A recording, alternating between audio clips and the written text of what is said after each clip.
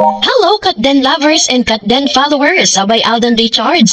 Sinadya at talagang pinersonal na puntahan itong taong ito. For today's video, kahapon nga, January 10, 2025, ay official na nga pong napanood ang Hello Love Again sa Taiwan, kung saan isa ito sa mga wishes at panawagan ng mga Pilipina sa Taiwan na mapanood nga nila, mabigyan sila ng chance na masaksihan ang movie na ginawa po ni Miss Catherine at ni Alden Richards. Tuwan-tuwa po at napakaganda ng kanilang mga review.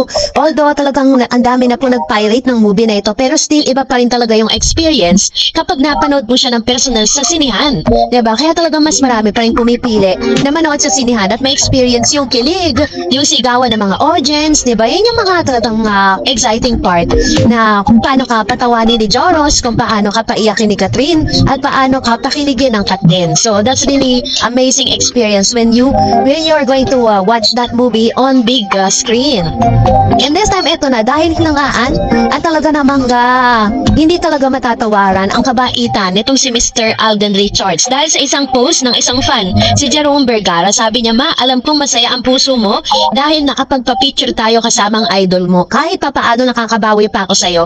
Alam kong narinig mo ako at ito yung way mo para mabawasan ang kalungkutang nararamdaman ko naming lahat. Hanggang ngayon, pinaparamdam mo pa rin na nandyan ka palagi sa amin. Mahal na mahal ka namin, Ma. Hindi ka na sa standee lang may picture kay Alden." Isa sa mga biggest fan ni Mr. Alden Richards ang nag-request. Kasi po sa kanyang post, tinag niya si Alden Richards.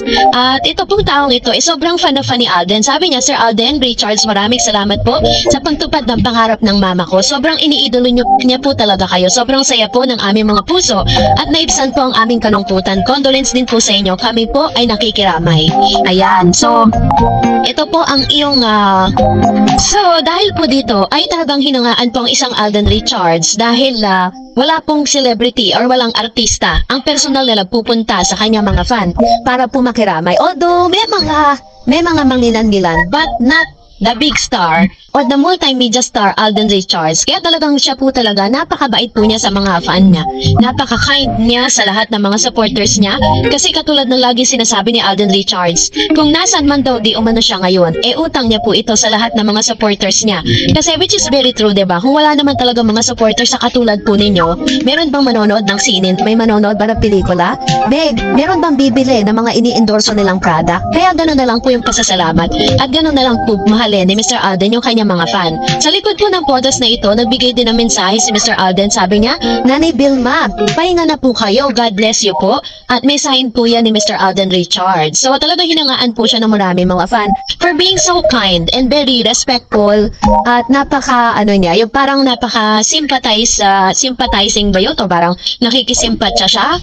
Nakiki-empathize sa mga ganitong klase ng pagkakataon, Kaya naman, sobrang hindi tayo magsisisi kung bakit sa Alden Richards yung isa sa mga sinusuportahan natin because he's really kind and napaka-bait na tao, napaka-generous na tao.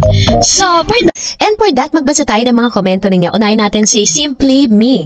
Miss Dares, ang ginagagalit po ni Paolo at ng fans ng Kim Pao ay yung mas nauna pang malaman ng SM Cinema na na-move yung playdate ng movie sa April kaysa sa mismong artist nila na sina Kim at Paolo. Yun po yun. Nabasa nila sa post ang SM na sana naman inuna munang in-inform ng Star Cinema ang mga artist nila para di sila magugulat at di mag-e-expect. Di lang natin alam kung nagpaliwanag na ang management sa nangyari. Yun nga lang, nadadamay si Kat kesyo favorite daw. Samantalang mula umpisa, di naman talaga favorite ng management sila mismo. Magsabi ang interview niya sa isang magazine. Ayun, salamat po ma'am, she Simply Me.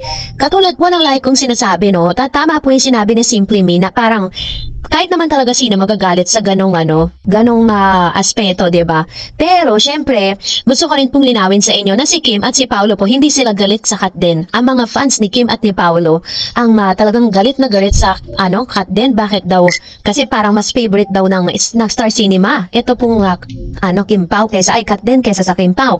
Yun po yun, ha? Nalinaw po yun. Kasi baka may isipin ng mga Katden fans, magalit kayo sa Kim Pao. Hindi po. At hindi rin naman po bobo si Kim at si Paolo para magalit sila sa Katden. Pero wala naman talaga silang kinalaman dun. And sabi ng Ma'am si Emerita, why Katden? Ang Katden, masipag sila mag-promote. Kahit pagod sila, iniikot nilang mall. May agat nga sila. Dahil Showtime. Okay. Harong si Vice ganda, todo promote yung movie. Why blame them? Lahat na lang kasalanan nila dahil naiinggit lahat sa laki ng kinita. Thank you, ma'am, sa update. Sorry na harsh comment. Have a good day and God bless everyone. Ayan, naiintindihan ko po kayo sa inyo pong sinabi, Ma'am Chino. And understandable naman talaga na minsan makakaramdam tayo ng inis, no? Dahil may mga ganitong pangyayari na bakit ganito, ganyan. Pero katulad na like kong sinasabi, clear out ko lang na ito po ay parang si fans po ng Kim Pao ang galit, hindi si Kim at si Paolo. Sabi ni Miss Herminia, fans lang Kim Pao ng galit, pero sila ni Kim hindi naman, kaya lang nainggit sila kasi hindi nila mahigitan ng HLA. Sabi ni Sir Joel, di kasalanan ng cut din yan. Yung mga fans ang may kagustuhan yan. Wala kayong magagawa kung mas malakas ang cut din. Huwag tayong sisihin ng cut din. Kasi di naman sila ang nagdesisyon yan. Problema ng mga Kim Pao fans yan. Ayan, salamat Ma'am Shi sa inyo pong komento at maraming salamat po. At of course, sabi ni Sir Joel, tama naman, wala namang po may kagustuhan at wala pong may kasalanan yan. And sabi ni Simply Me kanina, diba, kahit na matabasin na magagalit, dapat kung imumovie nyo yung playdate, dapat artista muna makakaalam. And that is the responsibility of the management. Eh parang ang nangyari kasi, Star Cinema ang nag-move ng playdate, nalaman nila dahil sa post ng SM, but not coming from Star Cinema itself. Kahit naman talagang sinong artista magagalit pag ganyan, diba?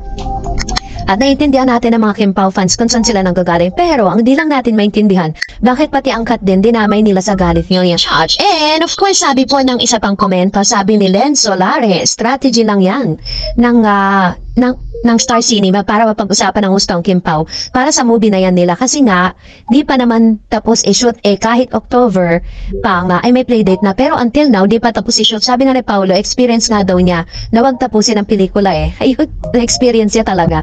No, tapos ngayon, ang dami pang ano problema sa Agpao? Samantalang ang gagaling na actors and actresses niya, nagka-trending nga dati yung kanilang linlang Sabi ni Miss Mariela Chueca, anong kinalaman ng cut din dyan? Gusto lang niya nila maging maingay sa movie. Sabi ni Miss De La Cruz, grabe talaga sa ex, dami din toxic fans dun Ewan ko ba sa ibang mga fans, di naman fault ng cut din yan. Mema lang sila, bakit di nila sabihan yung producer, yung Star Cinema, di nyo na lang supportan both pares na mapinoy film True. Kaya ako ay guarantee lahat ng cut din, supportahan din natin ang movie ng Kim Pao. Diba? Kasi wala naman talaga masamang tinapay kay Kim at Paolo. Pakita natin na we are not part of the toxic fans, diba? So, salamat po. And of course, another one, sabi ni Miss Estrella Garcia, bakit ang cut din ang sinisisihin nila? If I know, pakulo lang nila yan para pang-usapan ang movie nila. Pansinin nyo yun. Sinabi ni Kim na tuloy pa rin ang pagpapalabas sa movie nila. Okay, lang gumawa sila ng gimmick, pero paingayin nila yung movie Kim Pao. Pero wag naman sana siraan pa at sisihin ang cut din dahil wala silang kinalaman sa pagpapalabas ng movie nila. Bakit nararamdaman na ba nila na magiging kasing lakas ng cut din ang tambalang Kim Pao? Kaya ngayon pa lang ay naghahanap na sila ng sisisihin kung sakaling hindi umabot sa inaasahan nila ang kikitain ng movie ng paborito nila. So ito naman yung kanyang komento with regards to this. Bagay, pwede rin na parang marketing strategy siya, diba? So, sabi ni Ma'am si Evelyn, bakit wala namang napatunay si Kim kinakumita na sobrang alin mang pelikula niya? Wala akong matandaan. Sikat halos pelikula niya kumita kahit sino ang kapartner niya. Tama din to, real talk din to. Sabi ni Miss Tessie, nag-iingay lang yan para maraming manood sa movie nila. Kasi parang, this is gonna be the first movie ever ng Kim Pao. Na talagang mapapanood sa big screen. Sabi ni Crazy Little Big Things, gusto lang kumingi ang pelikula. May bago ipalabas, good luck. Sabi ni Miss Lenny Banting, naku kayo lang fans club nagsasabong sa mga maling akala nyo. Di nyo tinatantanan sila Katin. Puro kayo inggit sa kanilang movie nila Katin na bilyon-bilyon. Mas lalo ngayon, ipapalabas pa sa Taiwan, tapos maipapalabas pa sa Indonesia and other part of the country.